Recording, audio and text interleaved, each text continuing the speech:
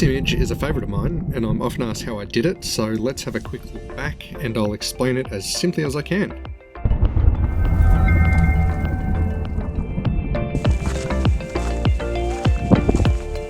It was the summer of 2011 and I decided to attempt to capture Monument Valley during a summer storm, if I was lucky enough. I spent 3 days here, and as you can see the weather isn't ideal during the day. It's really hot and not a cloud in the sky. The conditions weren't ideal. But they are great for scouting locations I wanted to come back to during the golden hours or whenever the storms finally arrived. I explored and found various places around the valley to photograph, but eventually found a subject that I wanted for my foreground if and when the storms arrived.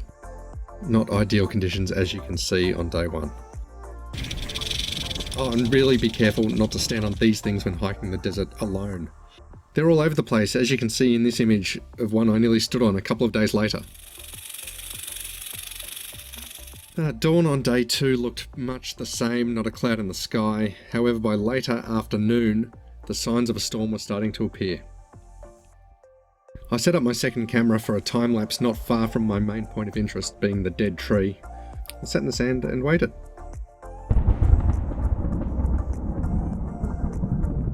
Now, capturing lightning can be hit and miss. My go-to technique is a 20-second exposure, over and over again until I have some shots I'm happy with.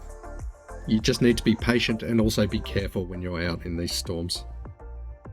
To finalise the image, I combined a total of 3 shots, 2 exposures of the lightning and another exposure for the foreground and the distant buttes, which I lit using the high beam headlights on my car. Again, long exposures, and I experimented with how long I had the headlights on. Just a second or two actually did the trick for this one. Then it's just a matter of combining the background and foreground exposures in Photoshop. I preferred a monochromatic conversion of this image for the added drama.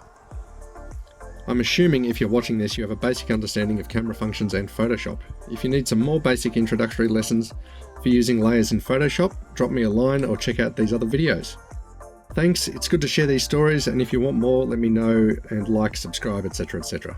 Until I do another one, stay well.